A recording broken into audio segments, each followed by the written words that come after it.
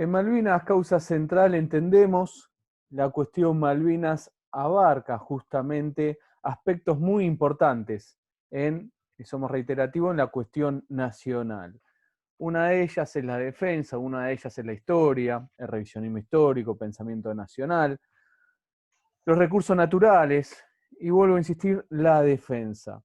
Hace unos días empezó un expresidente, de que se estaba gestando un golpe de Estado, de que el año que viene no habría elecciones.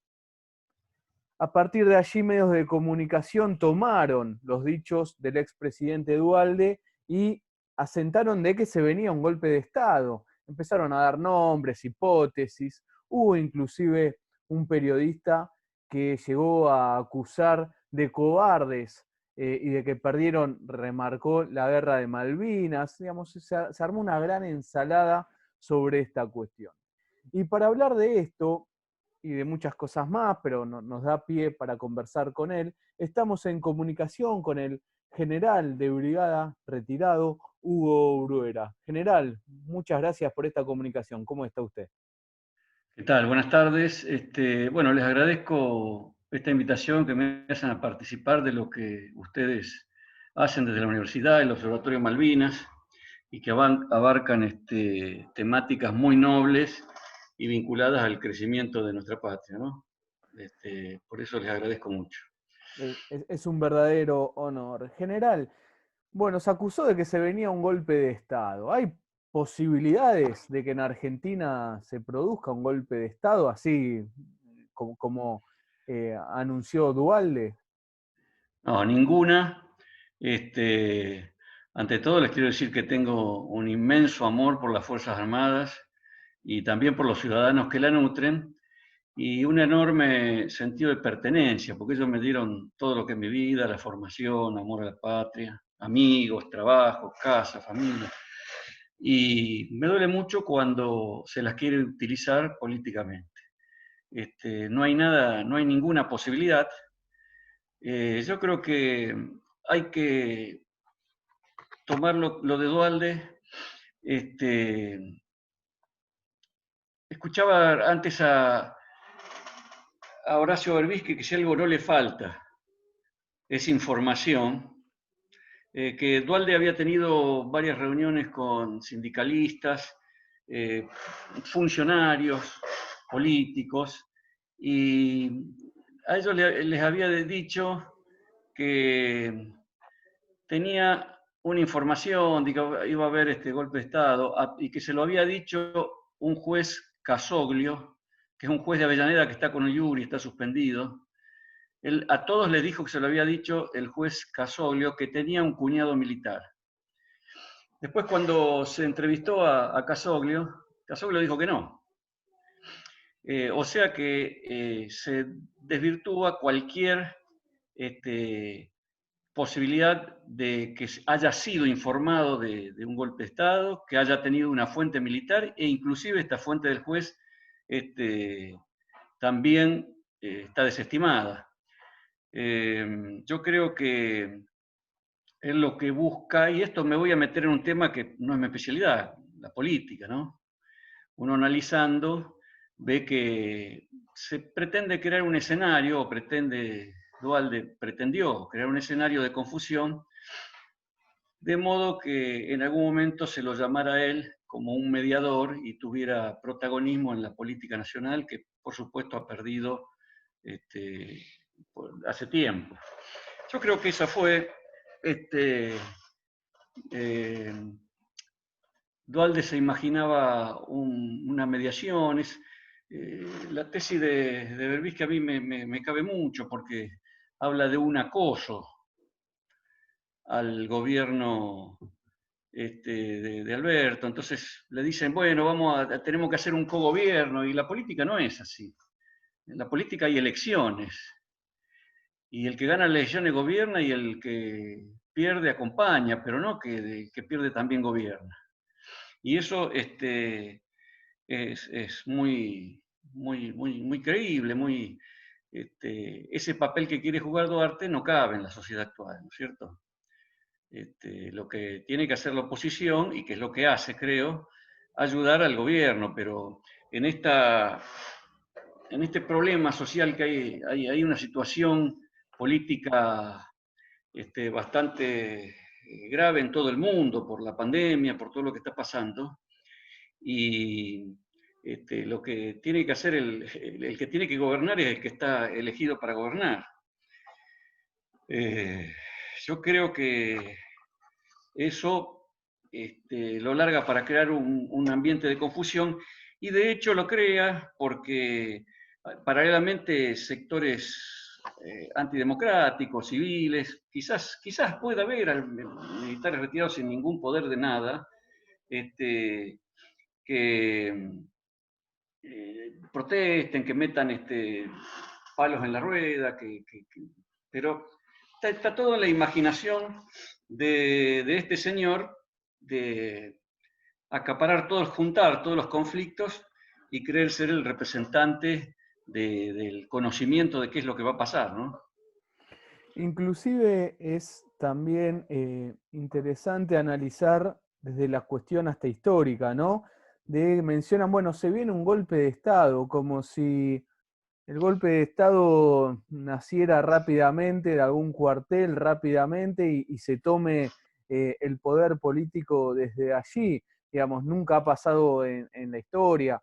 Generalmente son golpes cívicos militares y de un sector de militar, no es que siempre está involucrado toda la Sí, fuerza, digamos, porque Duhalde dice, bueno, Argentina es el campeón de los golpes de Estado, miren lo que pasa en la región. Bueno, no, tilda como que todos los militares son golpistas y tenemos que tener cuidado de lo que pueda mire, pasar. sí. Mire, hay, por empezar, un error de Duhalde, decir 14 golpe de Estado, no sé dónde lo sacó, hubo 6, uno de los cuales fue el del 43, que fue golpe de Estado, pero no fue creo que no lo calificaría de dictadura, pero sumo hubo 6. Y la posición de Duhalde en decir eso es realmente, las Fuerzas Armadas no saldrían nunca, se acabó eso para siempre en la Argentina. En primer lugar, y el más fundamental, porque ha habido una reestructuración, la democracia ha tenido el suficiente éxito para lograr la conducción política de las fuerzas, en la relación en la cual están más cómodos los políticos y los militares. O sea, no hay una autonomía de la fuerza que se dicta sus propias normas. Todo va bajo supervisión de la política. Se han cambiado los planes de estudios, los métodos de estudios, ha cambiado el universo de incorporación. En cuanto al estudio, los suboficiales salen con estudios terciarios y los oficiales universitarios. Desde la última década del siglo anterior se fortaleció el sistema de servicio militar voluntario, con lo cual los soldados son profesionales y tienen sentido de pertenencia. La incorporación de la mujer, que le ha dado un carácter interesante, nuevos modos de enfrentar las cosas, sobre todo en el tema de los derechos. Una serie de calificaciones, de renovaciones, que son fundamentales. La sociedad tiene que estar contenta del éxito que ha tenido a través de la política en reestructurar y tener una Fuerza Armada que están solamente para lo profesional. Y en segundo lugar, no hay que olvidarse que hubo un proceso jurídico que determinó más de 1000 personas de las Fuerzas Armadas y de seguridad, sobre todo de las Fuerzas Armadas, presas, lo cual causó mucho dolor y enseñanza en la fuerza, ¿no es cierto? Entonces todo eso hace que no se puede pensar en una cuestión así. Yo creo que al tema de Duhalde hay que, desde el punto de vista del golpe de Estado, hay que minimizarlo. Desde el punto de vista político hay que ver qué quiere tramar, qué está tramando, ¿no? Esto final que remarca de qué se está tramando es algo para seguir investigando, Hilar, es muy importante.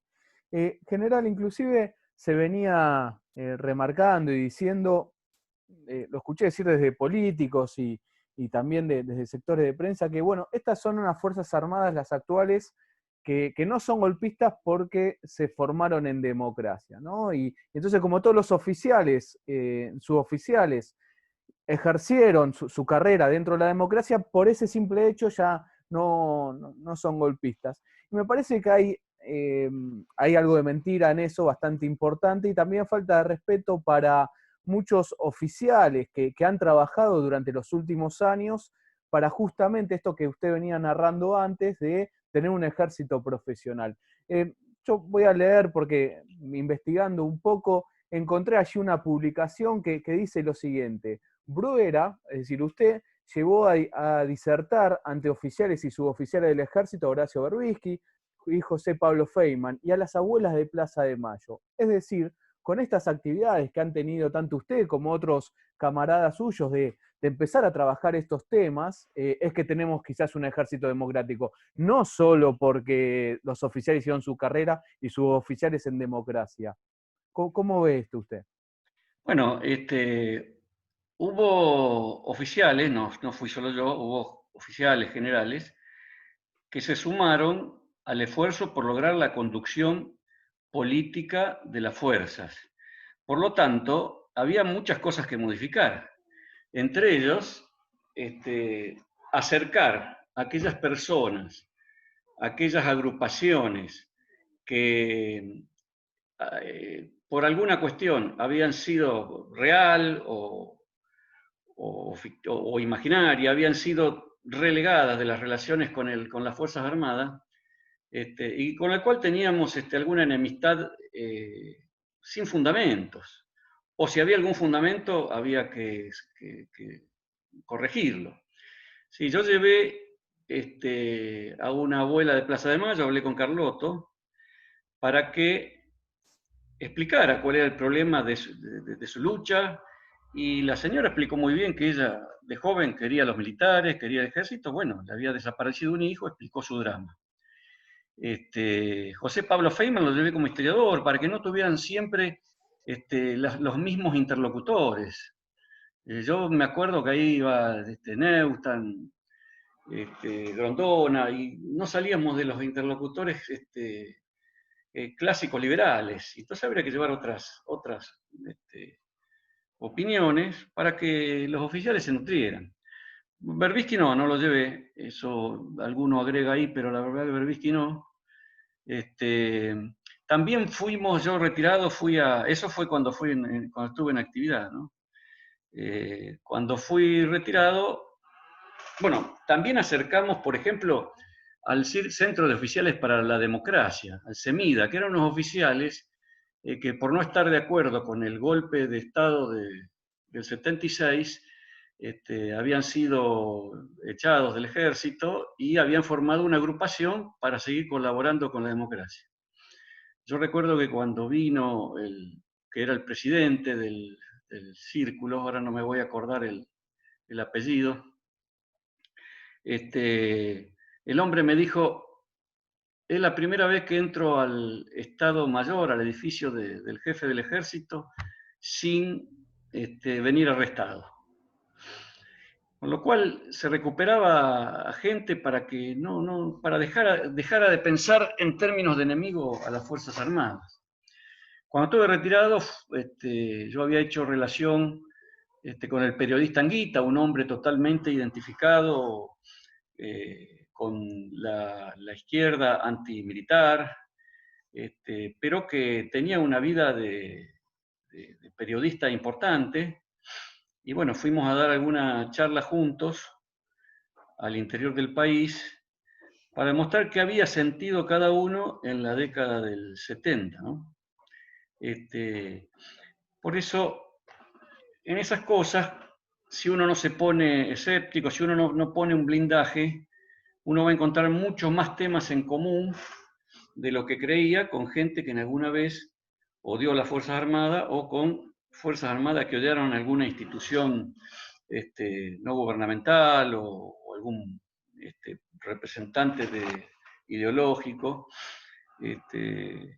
También era abrir un poco, porque en general había formado en esta institución tan rígida un pensamiento de antipolítica, de que todo lo que tenía que ver con eso era malo, ¿no?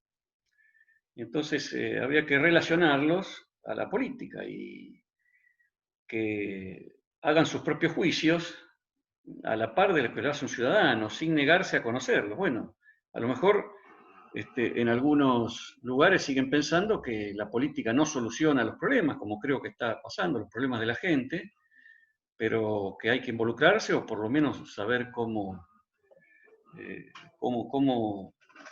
colaborar, cómo conversar, cómo estudiarlos. El mariscal Montgomery tenía una frase que decía que los últimos años de su carrera militar fueron los más duros porque en él debió conversar, negociar con políticos. Que en la guerra uno sabe cuándo va ganando y cuándo va perdiendo. Y que con los políticos hay que conocerlo porque es más difícil. Uno cree que va ganando y de repente pierde todo. Eso es un consejo de un mariscal, de un hombre que había llevado a la comunidad de su carrera al fin de su carrera y muy cerca al fin de su vida, lo dijo. Pero una enseñanza como que, y aconsejaba a los oficiales estudiar política y economía, ¿no? Así que yo creo que eso que se hizo es para aceptar que, porque la política de defensa es una parte integrante de la política nacional. Lo que ha pasado en el país es que la defensa nacional, como estuvo en manos de militares durante tantos años, de dictaduras o democracias controladas, se consideró una cosa de militares. Cuando vino la democracia costó ir introduciéndola como materia de la política. Y inicialmente, y todavía estamos saliendo de eso, se recluyó a un ámbito de estudiosos de Buenos Aires. Entonces, la política nacional también le cuesta incorporar a la política de defensa como política de Estado. Por eso, la defensa nacional no tiene mucha gente que se interese, muchos funcionarios, muchos políticos se interesen, aunque eso cada vez está cambiando porque se ha creado la Universidad de Defensa que prepara a un amplio sector civil, digamos, que uno puede entrar, puede ir a estudiar, y cada vez se amplía más defensa nacional. La defensa nacional tiene que acompañar las políticas de... La defensa nacional tiene que acompañar las políticas nacionales, porque es parte de ello, así como, y atraviesa toda la vida de los argentinos. Del mismo modo que las políticas sanitarias atraviesa toda la vida política de los argentinos, la defensa nacional también. De cómo concibamos nosotros el país, de cómo concibamos el Atlántico Sur, la integración de Malvinas, de Antártida, depende el bienestar de un montón de gente, depende el desarrollo del país. Caureche decía que el desarrollo tenía que tener profundidad y extensión. Profundidad se refiere a que no hubiera zonas asimétricas en el interior del país, zonas que no se desarrollen a la par de otras, a la par de las más ricas, o sea, que no hubiera zonas postergadas. Y la extensión es la proyección del país hacia afuera. Con lo cual, ahí se demuestra la importancia de la política de defensa dentro de la concepción relacionada con la concepción de nación que queremos, relacionada a las relaciones exteriores. Hay que recordar que para esto es muy importante estudiarlo a Perón, que hizo toda su carrera militar mientras en Europa pasaban dos guerras.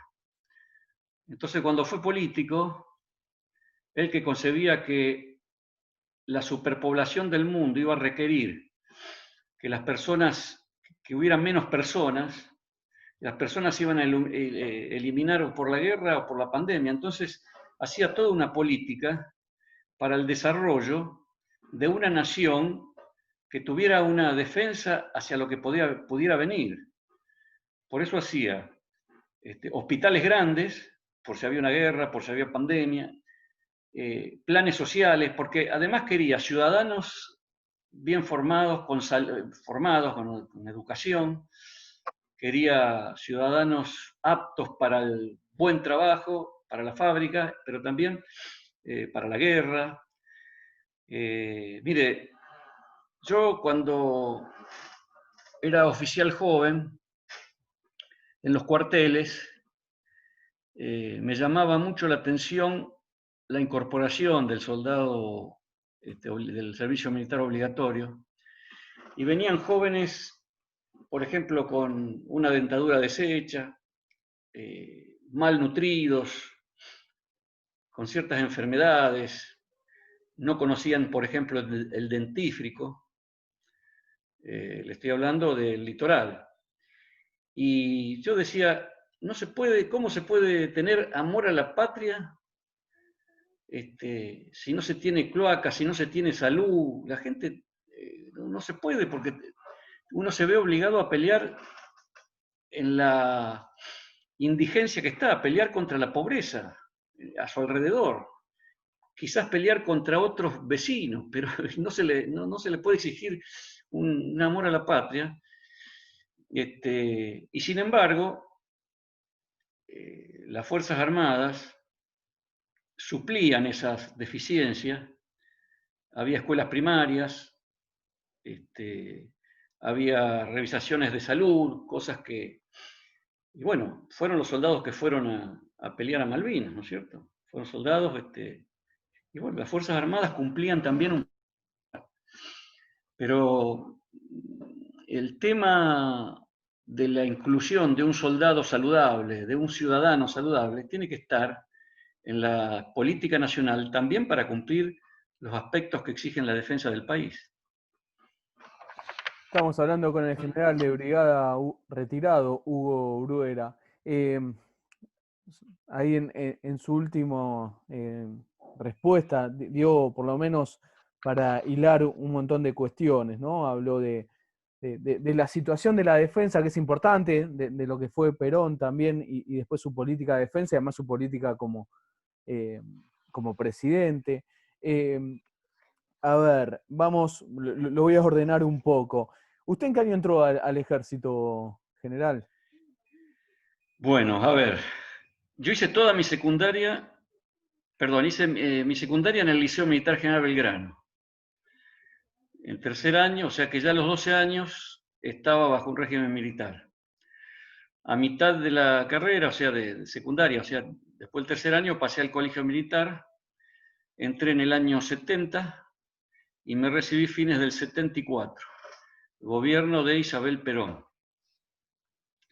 Y después, bueno, mi carrera como oficial empezó desde el 75 hasta el 2011, hasta la mitad del 2011.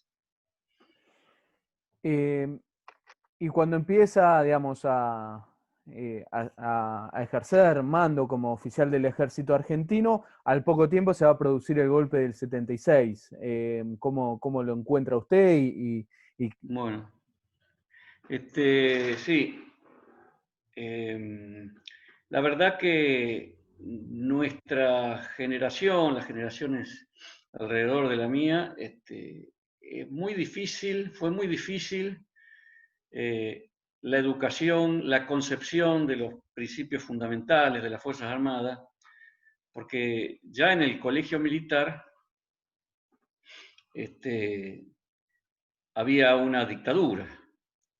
Recién cuando estaba en el tercer año, en el 73, vino Perón y empezó un gobierno democrático que duró hasta que él murió y un año más de Isabel, ¿no? Un tiempito más de Isabel. Entonces, siempre la educación fue difícil porque uno trae conceptos de la casa. Yo soy de una familia que en general siempre se emparentó de manera más o menos, se involucró en la política, en la militancia. Mi padre era un abogado que además tenía un gremio, el gremio de los portuarios, cuando Rosario era un puerto muy concurrido, un puerto con muchos empleados, porque los sistemas de carga eran rudimentarios. Entonces en casa siempre se respiró un peronismo, que después lo siguió toda la mayoría de la familia o toda la familia. Pero teníamos conceptos sociales bien enseñados, y le pasó a mucha gente que cuando llegó a una educación donde privaban conceptos de un gobierno de facto, a veces se contradecían en cuestiones de la vida común, ¿no? Pero justamente la protección es la educación que uno lleva de la casa. Pues yo a los jóvenes oficiales, yo siempre les decía, mire, edifiquen sus propios modelos a partir de los conceptos fundamentales de las Fuerzas Armadas, edifiquen su propio modelo de vida, porque no pierdan lo importante que ustedes traen de la casa. Afortunadamente, bueno, yo estuve en regimientos del interior, del litoral, fui a parar al sur, y bueno, pertenecía a un ejército que, por otra parte, los regimientos estaban preparados en su misión operacional contra el exterior. Digamos, había los elementos, quizás los de inteligencia, algunos que tenían otras misiones interiores, pero nosotros nos preparaban para la guerra con Brasil en el litoral y con Chile en el sur, en la cordillera, con lo cual, otra cosa que eso modificó la democracia, ¿no es cierto? Yo no sé si tratarlo ahora, pero el tema de las hipótesis de conflictos que fueron descartadas de los planeamientos militares, porque eso obedecía a una concepción impuesta por la Guerra Fría, ¿no? Entonces, había dictaduras que habían impuesto dictaduras en los países sudamericanos, y a las dictaduras encima las tenían ocupadas, peleándose entre sí un poco por los límites. En el caso de Brasil y Uruguay, varios conflictos por las represas. Bueno, yo tuve una carrera militar bastante mediocre hasta que vino la democracia, ¿no? Porque uno tiene la imprudencia o la vitalidad a los 18 años o los 20 años de decir lo que piensa, y bueno, a veces trae sus consecuencias, ¿no? Bueno, ahora también me pasa lo mismo. Y general, dentro de esos destinos, usted tuvo en el 78, dentro de lo que fue el casi conflicto con Chile.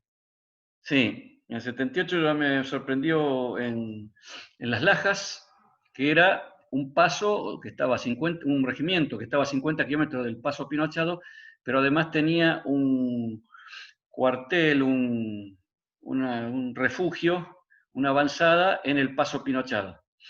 Entonces el regimiento se volcó todo hacia el límite, porque se ve que la misión, yo era un joven teniente que sabía la misión de mi sección morteros y mi compañía, y no mucho más allá. Pero la misión era cuidar ese paso, ¿no? Estamos conversando con el general de brigada Hugo Bruera, y dentro de eso que estuvo, que fue casi una guerra que por suerte se evitó, además de como protagonista, con los años, ¿cómo ve aquellos momentos? Mire, aquellos momentos trajeron a los integrantes del regimiento, y me imagino que a todos los regimientos que estaban y los jóvenes que fueron movilizados les pasaría lo mismo. A todos nos trajo una unión muy grande, porque el servicio militar de los muchachos de esa época no fue un servicio militar común, no fue el famoso que dicen el correr, limpiar y barrer, sino que nos preparamos para la guerra. y estuvimos movilizados unos meses y surgió una unión grande, tal es así que con los soldados de la clase 58 y 59, que fueron los movilizados en ese momento, este, todavía, bueno, hace unos años empezó una reunión de reencuentros y nos juntamos en distintas ciudades porque eran soldados de distintos largos, entonces nos ha tocado ir a Villa María, nos ha tocado ir a 9 de Julio, América, digamos, y la verdad que es una unión muy grande. Y trasladado eso ahora, eso también es un error de conducción, un momento en que Argentina con las dictaduras estuvo mal parado frente al mundo, porque el famoso anhelo de San Martín de la patria grande, varias veces, y sobre todo con las dictaduras que hubo, se redujeron a la patria chica. Hay que acordarse que Perón también, el famoso tratado ABC que intentó concretar, donde dejó de decir, no, los enemigos no son Brasil y Chile, el enemigo está fuera, están fuera de Sudamérica.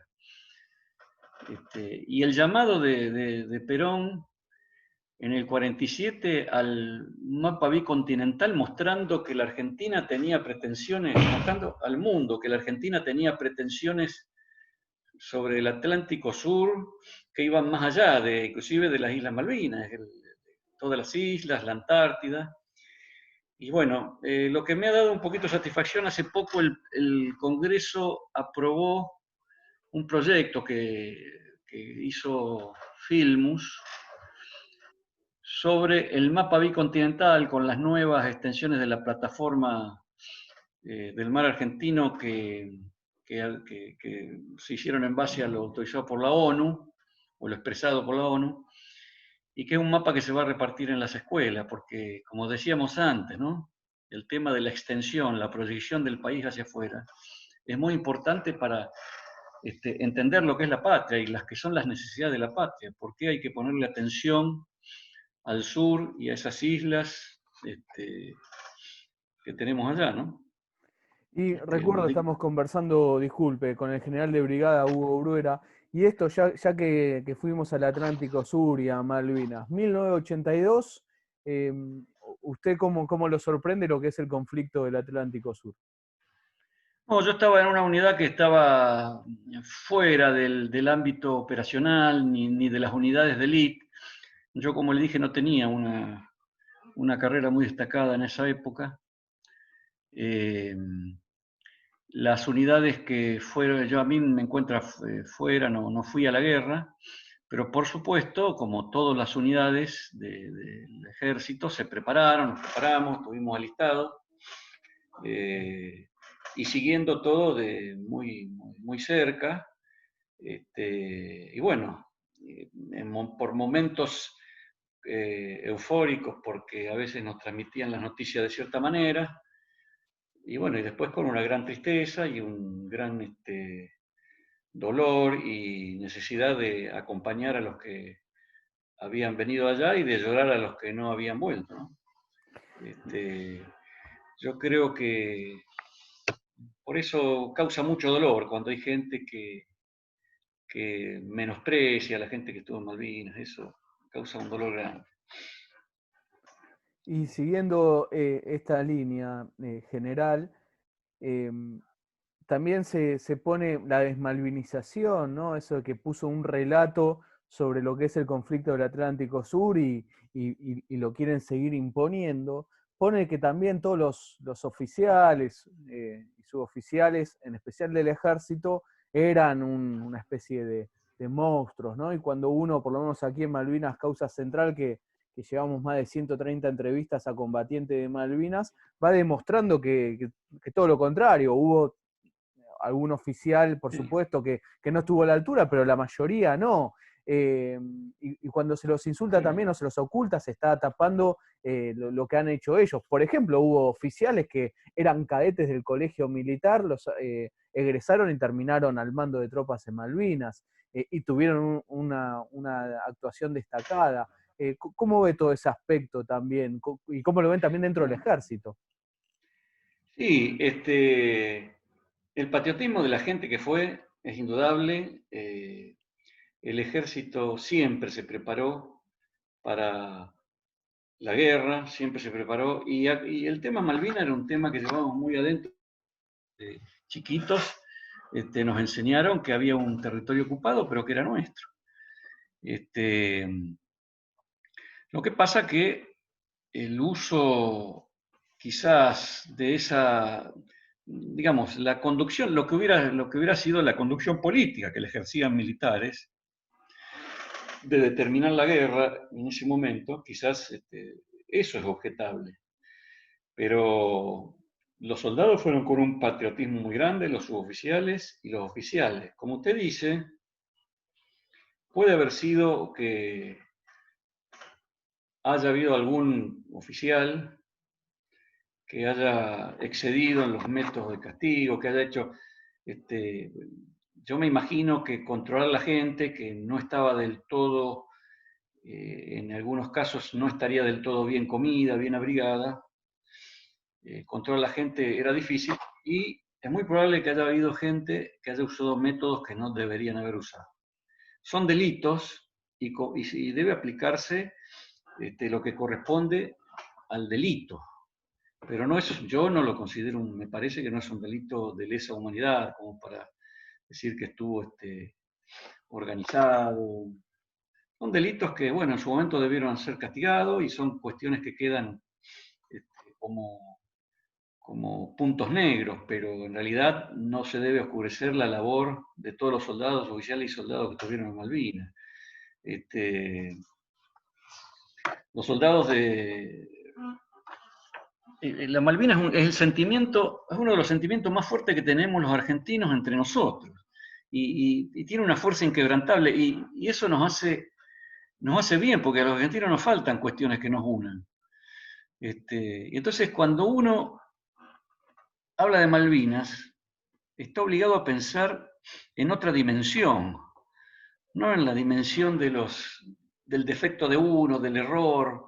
Inclusive ni siquiera se piensa, cuando habla de Malvinas, ni siquiera se piensa ya en el error de la concepción de la guerra, en el error de los militares. Se está pensando en la fortaleza de la gente que fue.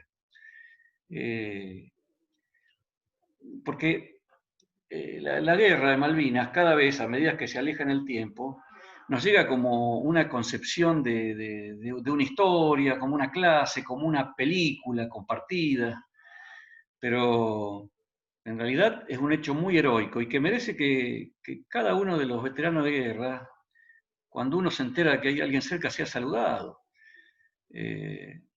Y también hay que tener en cuenta a todos los ciudadanos de esa época, porque también la guerra se sostuvo con esfuerzos personales de los ciudadanos, aunque no estuvieran incorporados.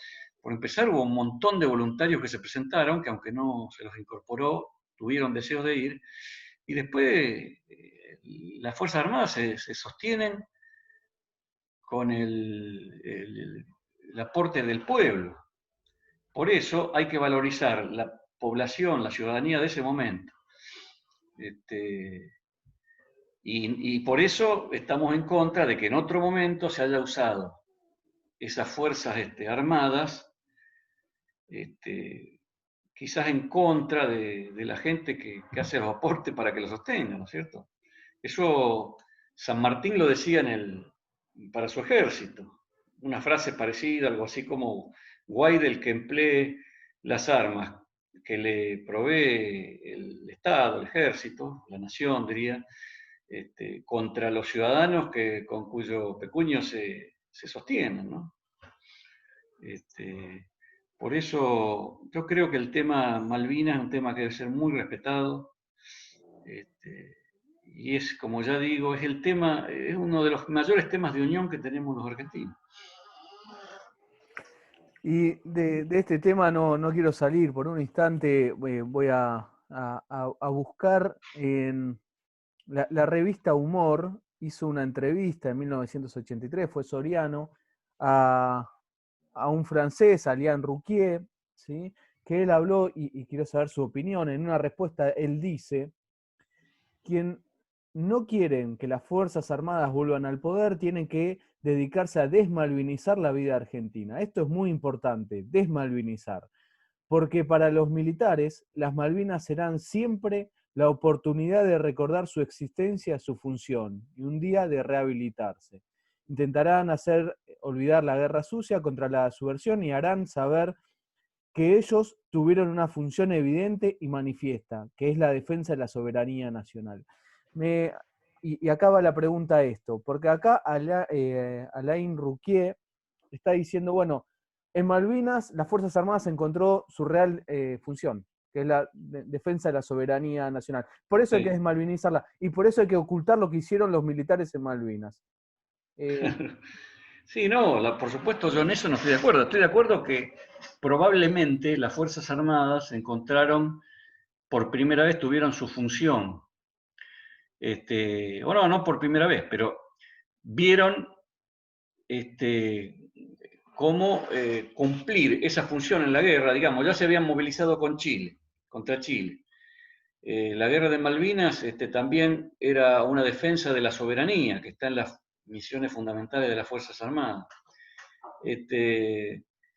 Y bueno, cada vez que las Fuerzas Armadas ven cumpliéndose la función, es importante. También se vio, las Fuerzas Armadas se emplearon en misiones de Naciones Unidas, y fue muy importante porque es la primera vez que se vieron empleadas fuera del país. Y además vieron cómo las funciones de las Fuerzas Armadas, comparadas con otros ejércitos más pobres, como eran, por ejemplo, los croatas, los serbios, y con ejércitos más ricos como las naciones que integraban Naciones Unidas, Francia, bueno, Canadá, digamos. Entonces, cuando las Fuerzas Armadas son empleadas para la función que fueron creadas, lógicamente es donde donde se ven incentivadas. Aprendieron eso, que son importantes para afuera, y eso es lo que debe aprender. Por eso se debe enseñar defensa nacional a la gente, porque para que vea la función de las Fuerzas Armadas integradas a la política nacional. El tema actual de la pandemia también, porque entre las misiones de las Fuerzas Armadas o la misión de defensa nacional es la atención del ciudadano, la protección del ciudadano. Y se vio la capacidad de organización, y yo le aseguro que se sienten muy orgullosas las Fuerzas Armadas de hacer lo que están haciendo, desplegar sus hospitales de combate para ayudar a la gente de nuestro país, enviar los médicos, trabajar desplegando medios. Creo que hay 11 comandos operacionales para la pandemia en las provincias. Y bueno, y se van infectando también los militares, y bueno, parte de esta pelea que se está dando contra el virus, ¿no? Entonces las Fuerzas Armadas, cuando se ven cumpliendo su función, lógicamente se sienten bien. Yo creo que por eso mismo todas estas cosas han ayudado a que se destierre todo esto, la posibilidad de que habló Dualde, ya se va a minimizar enseguida porque eso no tiene asidero. Y lo que dijo Alain Roquet, no sé, yo no, por supuesto, esa parte no la comparto. Habría que ver bien por qué, no se entiende, ¿no? Pero general, bueno, esto es una opinión mía, ¿no? Vienen de afuera para justamente ocultar lo que fue Malvinas, que había sido un gran aprendizaje, no solo para la Argentina, sino también para América Latina, ¿no? Puso en evidencia quién era el enemigo de este lugar, de este continente, digamos, la unidad latinoamericana que se produce a través del conflicto del Atlántico Sur, había que rápidamente atacarlo, destruirlo, inclusive el rol que había cumplido las Fuerzas Armadas, y que se sientan culpables Claro. de lo que habían hecho. Casi había que pedir perdón. No, está bien. Sí. Digamos, yo lo interpreto por ese lado, ¿no? Que viene a imponer eso. Sí, yo no había, sí, está bien. Yo como no leí eso, no había ahondado en ese sentido. Pero claro, es eso. Es el mal ejemplo, ¿no? El mal ejemplo. Pero en realidad está pensando en las Fuerzas Armadas. Y las Fuerzas Armadas van a hacer lo que la conducción política ordene, lo que la conducción política disponga. Por lo tanto, lo que debe ser sólida respecto a las Malvinas es la política nacional, ¿no? ¿Y los aprendizajes que dio Malvinas se tomaron en las Fuerzas Armadas? Sí, por supuesto. Sí, por supuesto, toda experiencia de guerra se ha tomado, se ha trabajado mucho, y eso es parte de los cambios de planes de educación. Inclusive bueno, anualmente se hacen cada 4 años hay una directiva de planeamiento nacional, de política de defensa, y que empieza a desencadenar los distintos pasos del planeamiento. Y por supuesto, se van adaptando a las necesidades de la zona. Ya no se piensa más en una cuestión interior, el empleo de las fuerzas ni para seguridad interior, ni para ninguna cuestión de esa. Entonces, son todas enseñanzas que vienen a lo largo de la vida, ¿no? De la vida de la institución. Estamos conversando con el general de brigada, Hugo Bruera. Y, general, también yo entiendo que para entender el presente, pensar el futuro, siempre hay que estudiar la historia, ¿no? Y si nos vamos a lo que pasó en las Fuerzas Armadas y a este delirio de Dual, de decir que puede haber una probabilidad de golpe de Estado y que resurja algún tipo de antimilitarismo completamente abstracto, si nos vamos a 1943, porque usted lo mencionó bastante, que allí hubo un golpe de Estado por unos coroneles, y a partir de ahí hasta 1965 hubo un proceso importante en lo que es la industria nacional, bueno, un montón de cuestiones.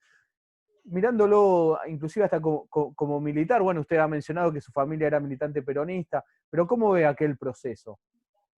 Lo que pasa que en esa época, imagínense que era una época donde no había la cantidad las facilidades para el estudio, para la protección que hay ahora, para la formación.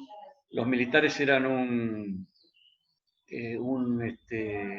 universo bien formados, y como consecuencia de lo que se llamó la década infame, se había conformado gente que estaba en contra de una política de extranjerización, y por lo tanto, un grupo de oficiales dijeron, tenemos que ocuparnos del desarrollo.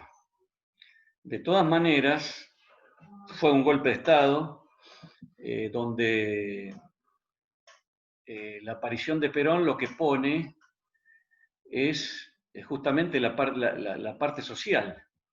Un golpe de Estado donde a Perón le tocó un puesto casi intrascendente, como era la Secretaría de Trabajo o el Departamento de Trabajo. Era un puesto intrascendente, como que le tocara el PRODE, qué sé yo. Y él se encargó de hacer la Secretaría de Trabajo y Previsión, desde donde impulsó las ideas de desarrollo del pueblo, las ideas que él traía, la que traía desde sus estudios en Europa. Y entonces puso el énfasis en que el gobierno, por más que hubiera sido, debía ocuparse de la gente, del desarrollo de la nación, del desarrollo de la gente, de la educación, del desarrollo de las comunicaciones, de que todo lo que estaba tirando plata hacia afuera o recursos hacia afuera debía quedar adentro. Y entonces él, cuando toma tanta importancia en ese gobierno de facto y con medidas y con visiones tan contrarias a los que estaban en sus cargos en el gobierno, de los otros ministerios y el mismo presidente de facto, sufre el acoso de los otros generales y él se decide bueno, en realidad el pueblo decide a que Perón se quede. Y él, desde su lugar, pide que se dé elecciones. Cuando en octubre del 45 la gente aclama por Perón, que estaba preso, es la exigencia que pone que se dé elecciones. Y él calma a todos si se dan elecciones, ¿no es cierto?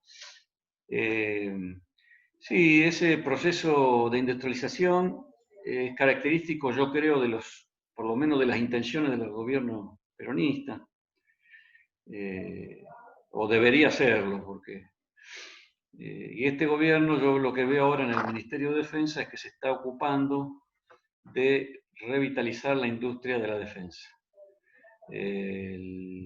Las fábricas militares, se está haciendo lo que se puede para revitalizarlas. El gobierno anterior se cerró la fábrica de Azul, se minimizaron las tareas.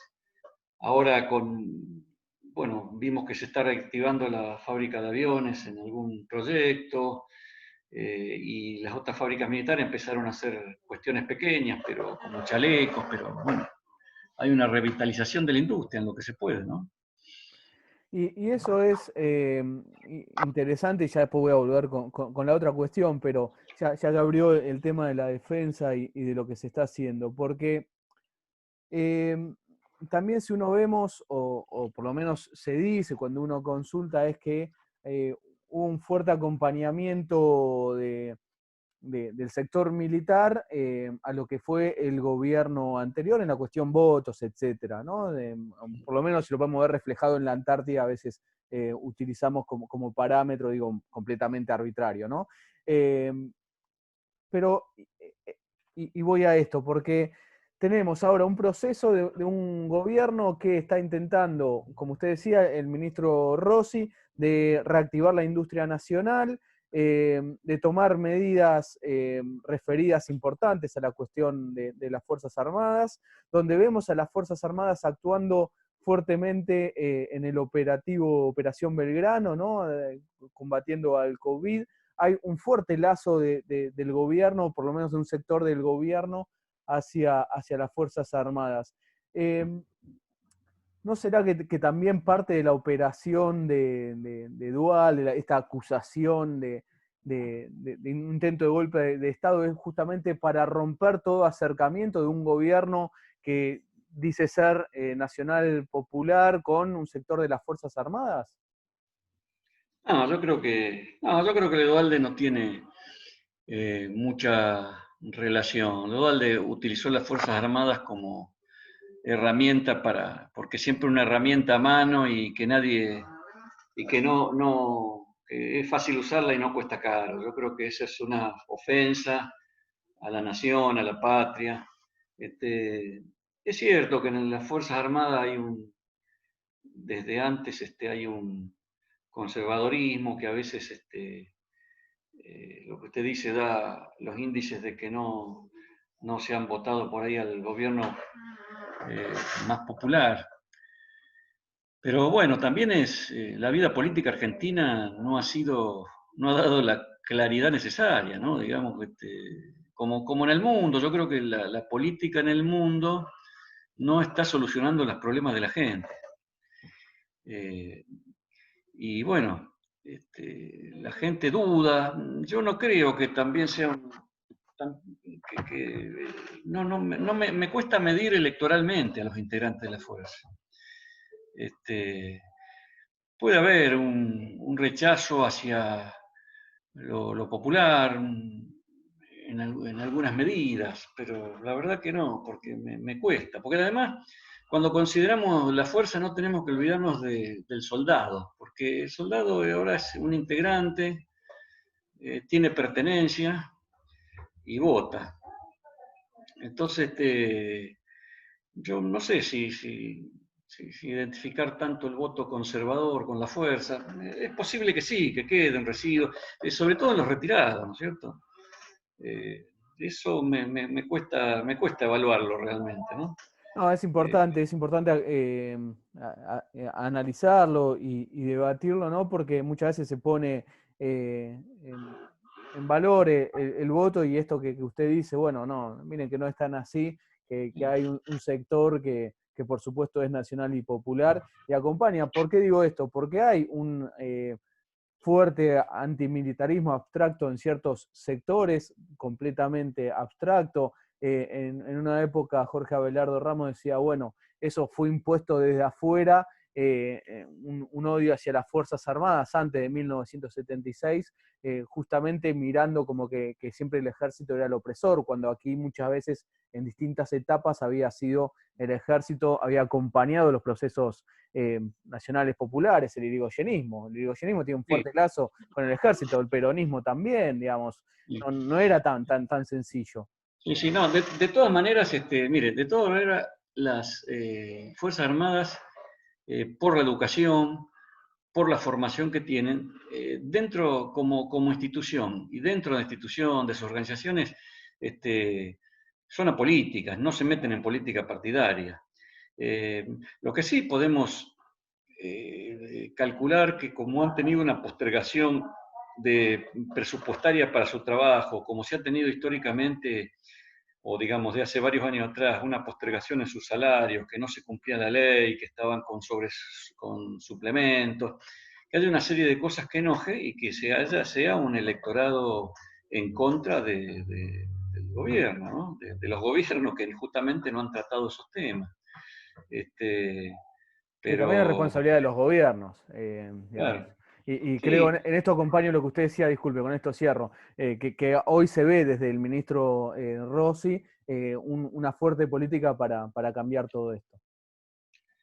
claro, porque Rossi tiene una política de que las Fuerzas Armadas son parte del pueblo, son sostenidas por el pueblo y que hay que atenderlas y que cuando se las atiende y se les pasa la mano sobre el lomo responden bien.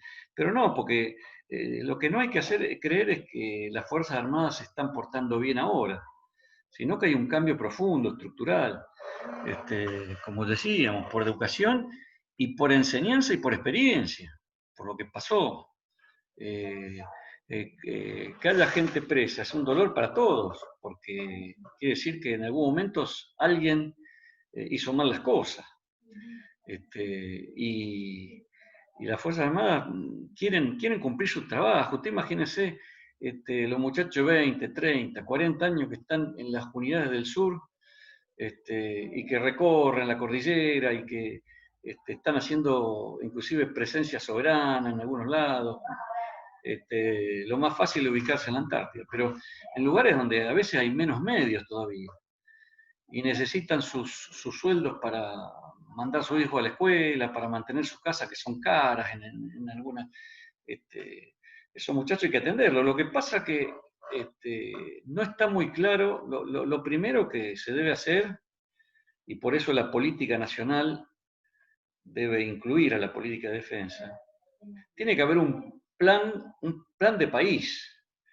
Si no hay plan de país, no puede haber plan de desarrollo de las Fuerzas Armadas. Entonces, lo que tenemos que lograr los argentinos es que haya un plan de desarrollo del país en una dirección y que sea permanente, para que todas las instituciones, la sanidad, digamos, el ejemplo que puse de Perón era eso, un mundo en guerra, un mundo con un futuro difícil, había que orientar la nación hacia un lugar. Y el éxito de Perón fue eso, que la sociedad lo siguió y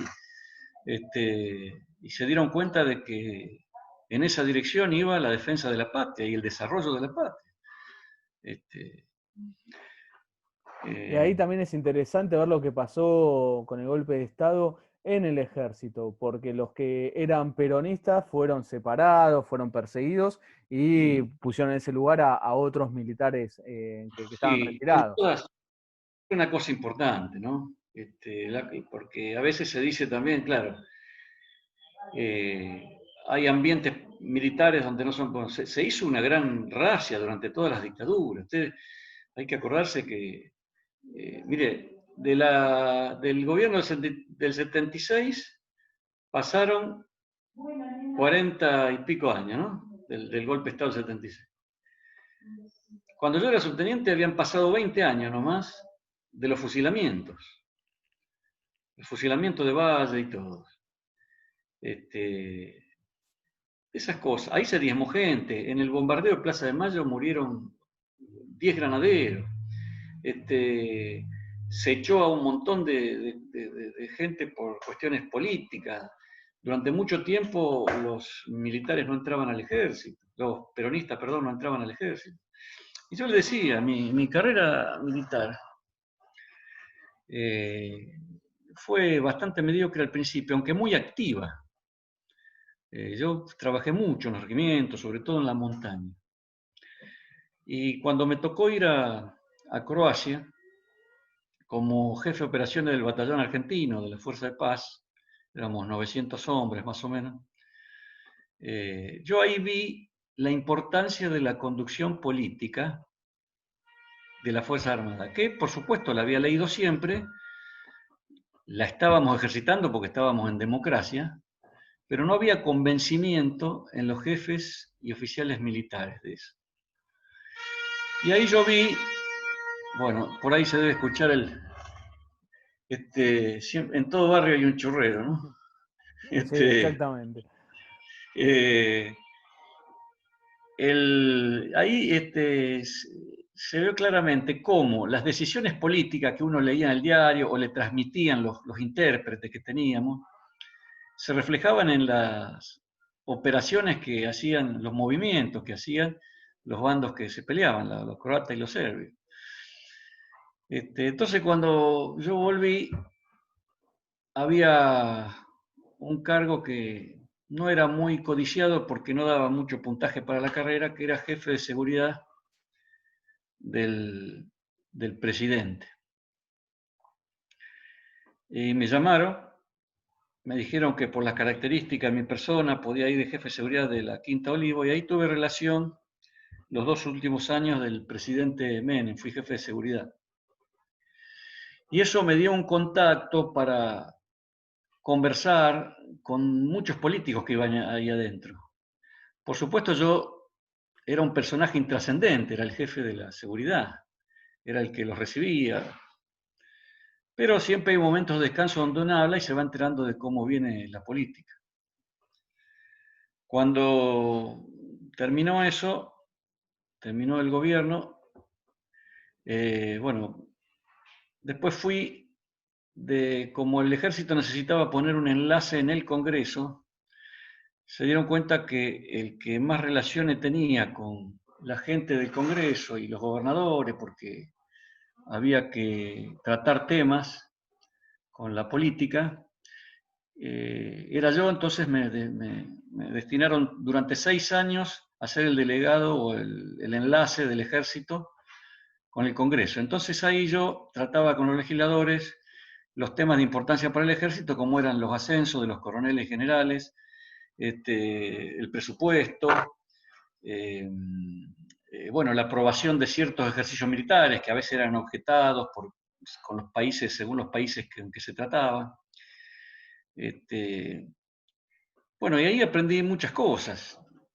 E inclusive transmitir a mis jefes que si iban 50 pliegos de coroneles a consideración del poder político, y de los 50, 20 tenían alguna observación que había que explicar, era porque estábamos seleccionando mal. No se podía pedir las mismas características para los coroneles y generales del ejército, las mismas características que se pedían cuando era un gobierno de facto, una dictadura. Los políticos estaban exigiendo otra cosa. Bueno, entonces ahí se empezaron grandes conversaciones, grandes relaciones por esos temas, y bueno, se fue armando, y eso fue un gran cambio también.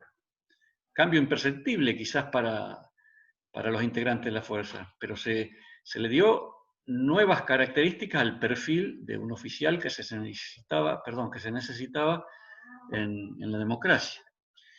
Y bueno, con toda esa experiencia, se ve que fui el hombre indicado para la Secretaría General del Ejército, que es la que trata todos estos temas que no tienen que ver con lo operacional, sino con la inserción de la Fuerza Armada en la defensa nacional y la defensa nacional en la política nacional.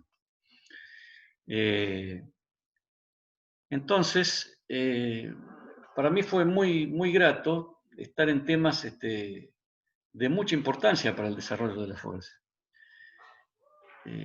Entonces, por eso mi carrera fue bastante más interesante en esta segunda parte, en la democracia, y a veces se me relaciona demasiado con la política, como si yo hubiera entrado de la política a la fuerza, y no es así.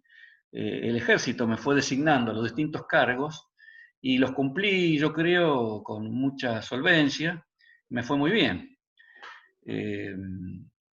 Por eso hay una relación y algo que alguien quiso meter mi nombre en este tema de lo que dijo Duhalde, qué sé yo. Porque hay cierta gente, ciertos grupos que no están convencidos de la necesidad de esta buena relación de la fuerza.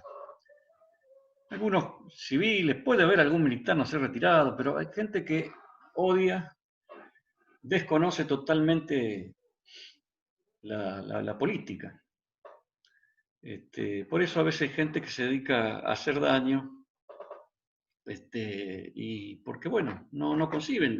Yo jamás hice política partidaria cuando estuve dentro de la fuerza, y estando fuera de la fuerza, digamos, retirado, pero trabajando me fui a trabajar donde yo le había encontrado utilidad, después asesor en las comisiones de defensa del Congreso o en el Ministerio.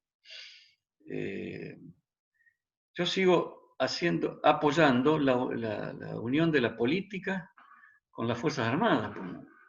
Nosotros somos integrantes, somos un elemento de la política de relaciones exteriores, inclusive cuando salimos como fuerzas de paz. Las Fuerzas Armadas pertenecen a la política también de relaciones exteriores. Y por eso, a veces cuando uno, y yo tengo una característica de componedor de relaciones, ya el hecho de haber integrado una fuerza de paz, que es una fuerza militar que va a tratar de unir con beligerantes o de evitar que se peleen, tantos años de ser el enlace entre la política y las Fuerzas Armadas, el que está en el medio de alguien de dos que se pelean, algún tiro recibe, ¿no? Por eso pasan estas cosas, pero bueno.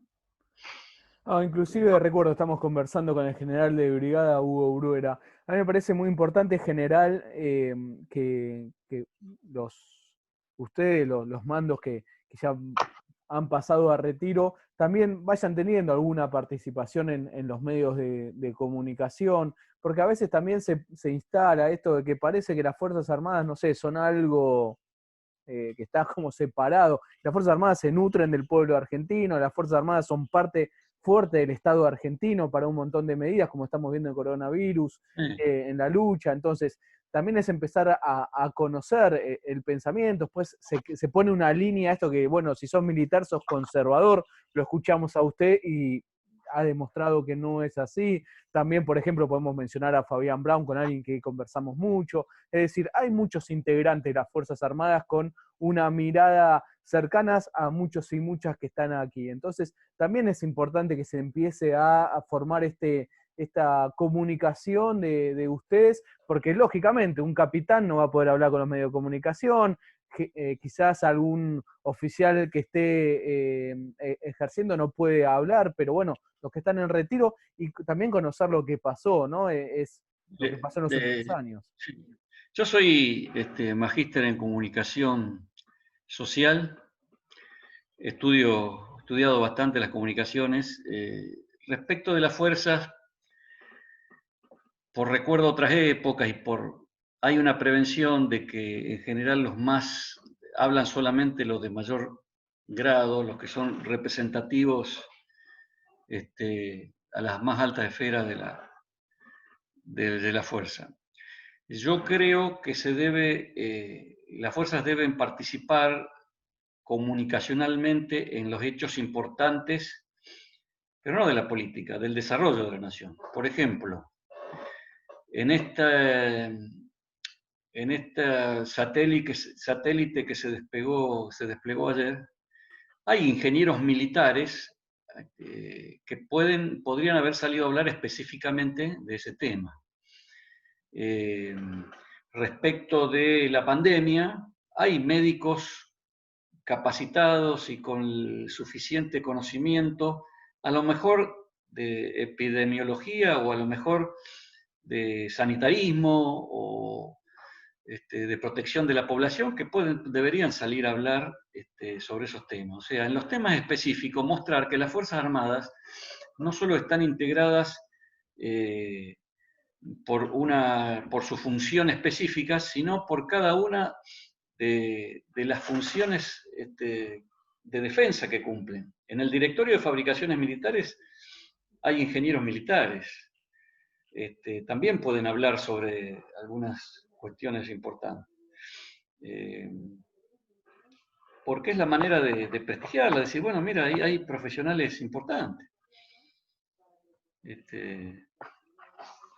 O A mí me mismo dio... cuando, perdón, general, mismo, por ejemplo, voy a poner este ejemplo, cuando el gobierno anterior cambió la ley de defensa, que se podía utilizar, había quitado que se podían utilizar a las Fuerzas Armadas para la lucha contra el narcotráfico, contra la lucha no sé qué, cuando lo deberían hacer las fuerzas de seguridad, y así está establecido por la ley. Bueno, hubo voces militares, entre ellos la de usted, que dijeron, no, nuestra función es defender a la patria contra un Estado que nos agreda, no contra el terrorismo, perdón, contra el narcotráfico, digamos. En esas Sí, cosas es muy importante su voz, la sí, voz o de sea, ustedes.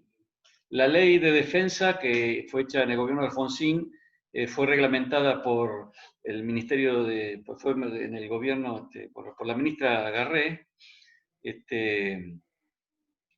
y estableció que las Fuerzas Armadas se emplean contra un enemigo extranjero estatal, o sea, contra ejércitos regulares.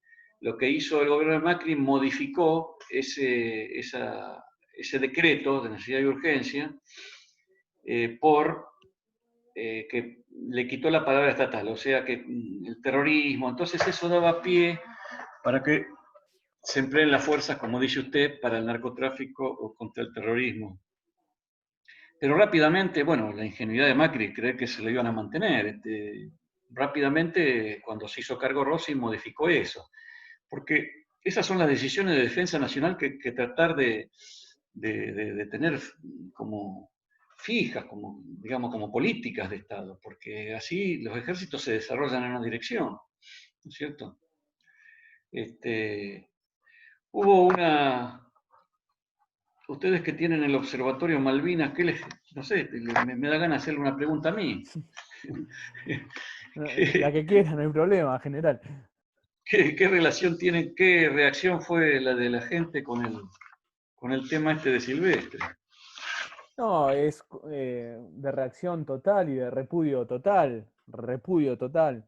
Además nos parece una ofensa para muchos militares, de oficiales, suboficiales, soldados, que realmente en 1982 defendieron a la patria contra un invasor extranjero. Quizás a muchos les molesta eso, ¿no? Que nuestras Fuerzas Armadas, junto al pueblo argentino y junto a América Latina, haya defendido tan heroicamente a nuestra patria. Desde el Observatorio Malvinas, es una universidad muy malvinera, los reconocemos a todos los combatientes como héroes de Malvinas. Entonces, Claro. que los traten como cobardes y que ellos perdieron una guerra, cuando muchos de esos oficiales, suboficiales, soldados, pasando frío, pasando hambre, cuando llegaron, estando en un pozo durante más de 40 días, cuando llegaron los ingleses, dieron combate. Entonces, agredir a eso no es una ofensa, pero abismal. La plaza, para que sea una idea general, la plaza principal de la universidad se llama Héroes de Malvinas. Entonces, para nosotros fue una ofensa fortísima de Silvestre. y lo que hacemos permanentemente, que es mantener viva, y también esto de desarmar la desmalvinización, el antimilitarismo abstracto, todo eso que creemos que en realidad destruye a la nación, ¿no? Los que combatieron en Malvinas defendieron a la nación. Y después los que cometieron crímenes de lesa humanidad durante la dictadura están en una cárcel, donde deben estar, así lo entendemos también nosotros. Entonces, pero sí, fue una ofensa terrible. Y hay algo, y esto es muy, muy personal, en general, ya que me da pie a abrir este debate, hay algo que se habla muy poco, que son de los verdaderos traidores durante la guerra de Malvinas. Porque se acusa de algún oficial que no estuvo a la altura de Malvinas. Pero no se habla, por ejemplo, de ese plan económico que estableció Martínez de Oz desde 1976, de endeudamiento, de destruir al Estado Nacional, y durante la guerra de Malvinas esos mismos civiles siguieron pagando, por ejemplo, la deuda externa que era contra el Imperio Británico. Martínez de Oz viajó a Malvinas, a Londres, vaya a saber a dar qué tranquilidad a quienes nos hacían la guerra, ¿no? Y que ahí también hubo y es algo que a mí en lo personal me cuesta mucho llegar a fuente y seguiré investigando, que es que hubo un sector de las Fuerzas Armadas que impulsaba inclusive un golpe de Estado contra el gobierno de facto de Galtieri, ¿no? Para frenar rápidamente a la guerra. Las distintas fuentes que tengo, muchas es más que nada fuente británica, es que quien encabezaba eso era el general Vaquero. Cuesta mucho llegar a más fuentes y lograr saber qué pasaba ahí con esa intimación que le hicieron. Pero bueno, ahí porque me lo abrió, digo, por ejemplo, de eso no se habla nada, de los traidores como Alemán, que lo podemos ver claramente, no se habla, ¿no? La deuda externa se siguió pagando durante la guerra y después durante el gobierno democrático, sin poner objeción de lo que había pasado. Sí, el plan de la dictadura del 76 fue nefasto, y fue todo, por supuesto, el plan se basaba en los lineamientos económicos de Martínez de Oz. Y por supuesto fue cruel. Usted, imagínense, nosotros elogiamos a los muchachos de Malvinas, pero los militares que conducían la dictadura militar estaban de acuerdo estaban de acuerdo y eran instrumentos de un plan con unas políticas contrarias, totalmente contrarias al nacionalismo que sentían los que estaban en las islas. Yo creo que por eso las dictaduras son nefastas, porque siempre son impuestas por la política internacional, por un actor internacional que condiciona el desarrollo del país a beneficios de su potencia, ¿no? O de unos pocos que van a usufructuar y que no le tienen amor a la patria. Sí, la declaración lo de Martínez de Oz fue terrible. Y en eso se basó el plan del proceso militar, y murió gente, se mató gente, murieron compañeros militares en atentados, bueno, y por supuesto todos los desaparecidos y eso, ¿no? Sí, pero volviendo a lo que usted había preguntado, repudio total sobre los dichos de Silvestre, y hemos hablado con muchos oficiales, ¿no? del ejército que estuvieron en Malvinas, y la verdad que los consideramos héroes y lejos está de cobardes como lo han catalogado. General, ¿algo que le parezca importante destacar, mencionar? No, respecto de este muchacho, es que yo creo que se siente la estrella política televisiva, y bueno, se mandó a decir algo porque el personaje lo superó, pero un periodista sabe bien lo que dice, tiene experiencia, y lo dijo. Y sobre todo que no hubo por más que la disculpa no hubiera alcanzado, pero no hubo una disculpa sincera. y no ofendió solamente a los combatientes de Malvinas ni ofendió a las Fuerzas Armadas, ofendió a la nación, porque Malvinas es un tema nacional. ¿Mm? Y después no sé si hay algo más que... Yo creo que esta semana fue muy ofensivo lo que dijo el expresidente, que se va a ir diluyendo, inclusive me hizo algún involucramiento personal,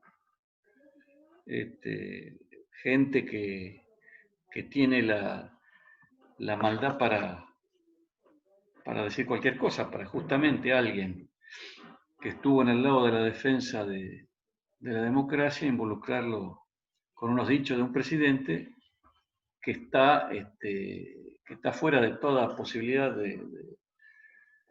de tener una fuerza política. La provincia de Buenos Aires ya no tiene referentes en la provincia, yo creo. No es un referente. Y bueno, estos fueron los dos temas que fueron duros para la sociedad. Fueron las palabras de Dualde y el tema silvestre. El tema silvestre. Que es, bueno, que no sé si hace falta decir algo más sobre esto. No, y a mí sí me parece, digamos, importante resaltar esto, ¿no? Que lejos está lo de un supuesto golpe de Estado, eso no existe, pero que también no se instale, que no salga rápidamente un sector furioso, antimilitar, abstracto, vuelvo a decir esto, porque escuchándolo a usted nuevamente, se demuestra que hay unas Fuerzas Armadas nacional, popular, que quieren a la industria, digamos. Si vamos a los golpes de Estado, como dijo Duhalde, que éramos los campeones del mundo, además, como usted dijo, los triplicó más, los duplicó al menos, un poco más también. Si lo pensamos realmente y lo investigamos realmente, si pensamos en el golpe de Estado a Irigoyen, por ejemplo, las fuerzas, el ejército en general seguían respondiendo al presidente. Fue un grupo del ejército que hace el golpe de Estado y que después ese grupo que hace el golpe de Estado hace una persecución a los militares irigoyenistas. Si pensamos en el 55, en el golpe contra el Perón, pasa lo mismo. El ejército en su mayoría seguía respondiendo a Perón y luego de eso hay una persecución contra el ejército peronista. Esto creo que lo definió muy bien, en eso lo voy a citar nuevamente a Jorge Abelardo Ramos, que dijo que hubo un ejército de Rondó y uno de San Martín, un ejército montonero y otro de mitrismo porteño, un ejército contra la clase obrera en la Semana Trágica y otro con la clase obrera en las jornadas del 45. Y así podemos seguir dando ejemplos, ¿no? Hubo un ejército con Martínez de Oz y hubo un ejército fusil en mano combatiendo en Malvinas, defendiendo a la patria. Entonces, me parece importantísimo poder escucharlo, poder aprender de usted y seguir demostrando que hay un ejército nacional y popular, y que cuando se habla abstractamente de las Fuerzas Armadas, también no pensar que, por ejemplo, a los que el otro día decíamos que no se podía ser malvinero en el Atlántico Sur y pro-británico en la Argentina. Bueno, no se puede ser malvinero y un furioso antimilitarismo, digamos, guerra nunca más. Pero las Fuerzas Armadas tienen un rol fundamental, y ese rol es inclusive hasta evitar las guerras, estar preparadas para evitar las guerras, defender la soberanía, el Atlántico Sur, hacer la industria. Digamos, por ejemplo, el misil Cóndor, hablábamos del satélite antes general, bueno, el misil Cóndor aquí fue desmantelado. Podríamos, ¿por qué no?, lanzar nuestros satélites con la industria nacional, retomar toda esa política. Una última pregunta, general, ya que me embalé con esto. Un referente militar, pero no me vaya a San Martín, un referente militar del siglo pasado, digamos.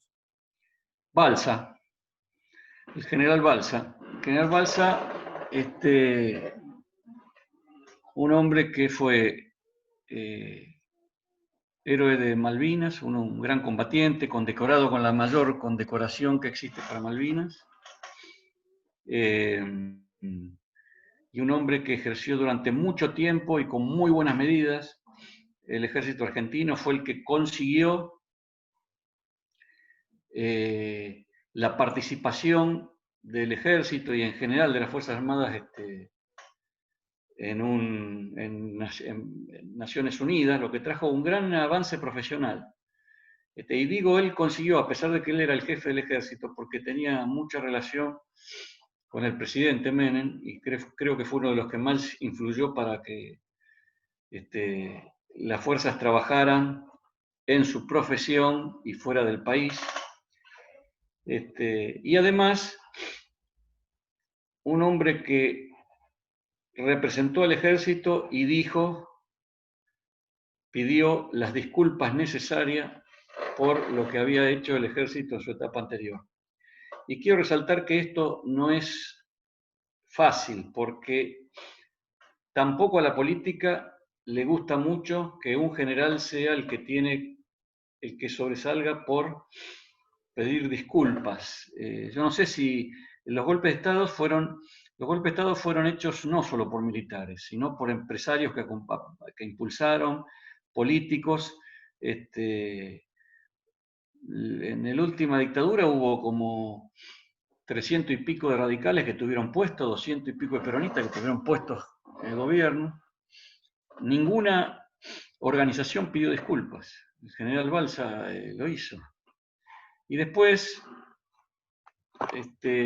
hubo un reconocimiento de la sociedad, pero un reconocimiento del gobierno, nombrándolo embajador, con lo cual pusieron a un integrante del ejército en un lugar muy alto, o sea, resaltando la importancia.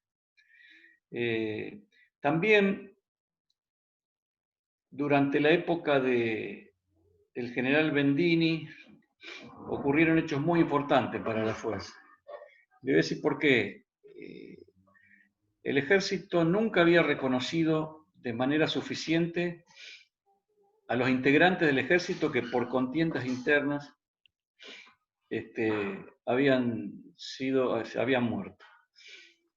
Se reconoció durante esa época, se le hizo un monumento en Campo de Mayo, durante la época del general Bendini, a los fusilados, a los militares fusilados por orden de otro general, Aramburu. Y eso fue terrible porque el general Valle, que era el cabecilla del movimiento que quiso recuperar el gobierno del cual habían echado a Perón, era compañero de curso del general Aramburu.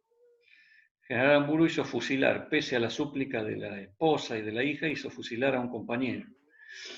Bueno, en ese gobierno, en esa gestión del general Bendini se hizo un monumento a los fusilados, se hizo un homenaje a los granaderos que murieron en el bombardeo de la Plaza de Mayo, se hizo un monumento al general Valle, se hizo otro monumento al general Fatigati, un hombre que está muy relacionado al peronismo, pero en realidad un intelectual que dio muchos adelantos en varias cosas en varios desarrollos de las Fuerzas Armadas. También se hizo un homenaje al doctor Carrillo, que el doctor Carrillo, un médico del hospital militar, un médico civil del hospital militar, que trabajaba en el hospital militar, y que en base a los informes que llegaban del interior al hospital militar sobre la revisación de los soldados que hacían el servicio, conscriptos, le sirvieron para desarrollar en parte su plan sanitario. Bueno, fue también un gobierno una gestión que le dio mucho impulso al levantamiento de gente que había sido olvidada. Y eso es importante, porque incluir a los que, digamos, olvidarlos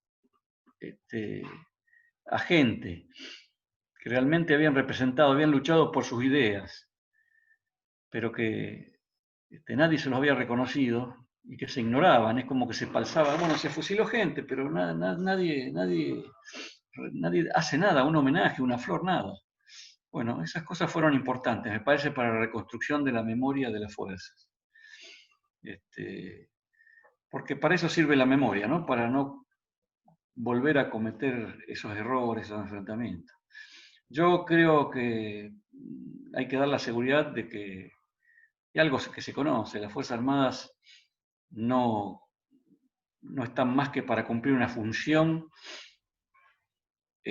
para la cual la sociedad los ha elegido, los sostiene y ahora cada vez los aprecia más. Y ningún político o ninguna persona debe utilizarlas para sus fines particulares. Lo de Duhalde es toda una mentira absoluta que trajo aparejada otra mala acción del periodista, que son daños colaterales por egolatrías de los actores que mencionamos.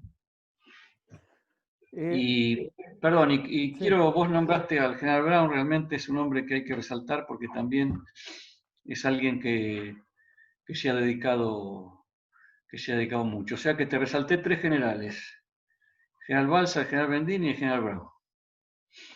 Sí, pensé que se me iba a decir un Savi, un Mosconi, no, me vino más a la actualidad y además también A los contemporáneos. Claro, sí, pero no, muy interesante. Inclusive, en general, yo en esto que digo que hay que empezar a generar más vínculos con los que pueden hablar, como los generales o altos mandos, coroneles, retirados, eh, porque, por ejemplo, algo que se habla poco es que cuando fue el último levantamiento en 1990, la verdad que terminó siendo un enfrentamiento del ejército donde hubo muertos del ejército, y se habla poco inclusive de lo que pasó en esa época. Se queda como que, bueno, hubo un levantamiento y de repente el levantamiento no desapareció, ¿no? Bueno, hubo un Claro. enfrentamiento.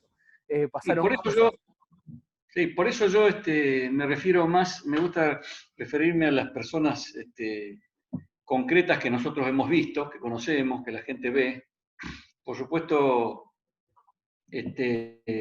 Sabio fue un héroe que en el momento que faltaban recursos por las guerras europeas, se dio cuenta que podíamos fabricar la materia acá en la Argentina, fueron los impulsores del gran desarrollo, Mosconi, pero bueno, me gusta resaltar los militares actuales porque tenemos que saber que bueno, hubo que hacer todo un esfuerzo para convertir una mala imagen de la fuerza en algo provechoso. Se me fue lo que vos me querías puntualizar algo, me parece. No, que hacía hincapié en esto, en la importancia de, yo entiendo que los oficiales de carrera, salvo que los de alto mando, que como usted decía, pueden hablar un montón de cuestiones, que es importante empezar a generar un fuerte vínculo entre las Fuerzas Armadas, los retirados que quizás pueden hablar un poco más por cuestión de que no están en actividad, con los medios de comunicación, para terminar de desmontar toda esa estructura que estableció la desmalvinización, que estableció el antimilitarismo, a nuestro entender, abstracto, no, que hay que generar e impulsar mucho el vínculo, sobre todo con los medios, quizás hasta los nuevos medios de comunicación que se han generado a raíz de lo que fue la ley de medios, que tenemos más libertades, que hacemos prensa desde nuestro lugar hasta ideológico, y no tanto por intereses económicos. Entonces, y yo decía esto, ¿no? Porque revisar la historia, es importante revisar la historia de ustedes, del ejército, porque se quedaban los militares, son golpistas. No, pará, de Lepiane seguía siendo leal con un montón de sectores del ejército al irigoyenismo. Lo mismo pasó con el peronismo. No es que es todo lo mismo. Bueno, eso hay No, que contarlo. no. Mira, hay un concepto que tengo, que alguna vez creo que lo leí en Perón, me parece, pero todos los que hacen un ataque a la política en sí, un ataque atolondrado, un ataque impiadoso a la política, están en un lugar, porque se hace porque la ignoran también. Ahora, También están los que conocen la política y no se meten. Pero los peores es que son los que hacen la política sin haberla comprendido. Y eso les pasa a mucha gente que se desactualiza, ¿no? Como esto que vimos últimamente. Totalmente, totalmente. General, lo último, de curioso, y si no voy a quedar mal, ¿el de la foto de atrás es usted? No, es el general Perón, porque es un cuadro histórico, a ver si me puedo correr. Sí. Ese cuadro es el cuadro de General Perón saludando el único día que yo lo vi, el día que yo lo conocí. Es el 14 de mayo de 1974. Perón fue a visitar el Colegio Militar de la Nación, entró estábamos las tropas del Colegio Militar, los cadetes, yo estaba en el último año, en el cuarto, y pasó revistando las tropas. Primero llegó en lo que era un carrier, bajó, saludó con su uniforme de general, como está ahí en la foto, y después recorrió las actividades que habíamos preparado para mostrarle, ¿no es cierto? Era la hora de educación física, así que recorrió las actividades de educación física. Y bueno, fue el único momento que yo lo vi vivo. Un mes y, bueno, después, el 2 de julio, cuando fallece, a mí me mandan, a los cadetes nos mandan una parte a hacer el cordón de honor que lo recibiría en la Quinta de Olivos, donde iba a descansar en una cripta que se había hecho y que después se llevó el cuerpo de Evita ahí. Ahí vi pasar el féretro envuelto en la bandera argentina y le rendimos honores. Un día lluvioso, contrariamente a los soleados que eran los días peronistas, era un día donde la lluvia era tan fuerte que nos desteñía el rojo de la gorra y nos caía por el rostro. Y después, en algo que a mí no me gustó mucho, pero en el año, bueno, ahora yo no me acuerdo bien si fue en el 2008, no, 2006, por ahí. Cuando trasladaron, bueno, usted se va a acordar a lo mejor, cuando trasladaron los restos desde la Chacarita a San Vicente, Sí, durante yo el era gobierno de coronel Dualde. delegado, ¿eh? Yo era coronel delegado en el Congreso, el enlace en el Congreso, entonces estuve un poquito en las conexiones y estuve de vuelta en el garage de la CGT, mientras arriba en los salones se hacía un acto por el traslado. Estuve en el garage de la CGT otra vez con con el féretro del general, esperando para que la cureña militar lo trasladara hasta la Quinta de San Vicente. Así que bueno, esa es la historia. Bueno, tengo este recuerdo que me lo regaló, este cuadro, me lo regaló Lorenzo Pepe, que lo tenía hecho en una foto, y yo le dije, uy, este es el día que yo lo conocí. Entonces un día, como una sorpresa, me agrandó la foto y me la mandó de regalo. Muy lindo gesto, muy lindo gesto. Bueno, general, agradecerle todo este tiempo y seguramente en alguna nueva ocasión volvamos a conversar sobre algún tema puntual. Insisto, una de las tareas que hacemos en Malvinas Causa Central, entendemos que no es solo Malvinas lo que pasó en esos 74 días de 1982, sino que es algo mucho más amplio, y en eso amplio es una lucha cultural, ideológica, por un país industrial, por un país soberano, y en todo eso, ahí está las manos extranjeras haciendo de sus juegos para que no podamos crecer, desarrollarnos, etc.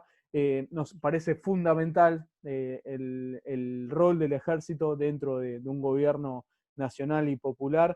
Por eso también es importantísimo escuchar a generales como usted, que nos enseñe, por escuchar su opinión, y lograr ir destruyendo, insisto, voy a ser reiterativo, la desmalvinización no solo es querer instalar que los soldados nuestros eran los pobres chicos, las víctimas de la dictadura, cuando ya está casi demostrado que eso no es así, gran lucha de los combatientes de Malvinas, pero también la desmalvinización es poner a todos los militares en algo malo, algo golpista. Bueno, lo hemos escuchado a usted y hemos demostrado una vez más que muy lejos está esa realidad. Hay sectores que sí, pero no es todo un pensamiento único, y eso es importantísimo, general. Así que agradecerle todo este tiempo y muchísimas gracias. La verdad que un verdadero honor.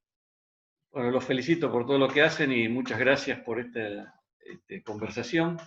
Yo también me instruyo mucho con esto. Gracias, y felicitaciones. Muchísimas gracias. Conversamos con el general de brigada, Hugo Bruera.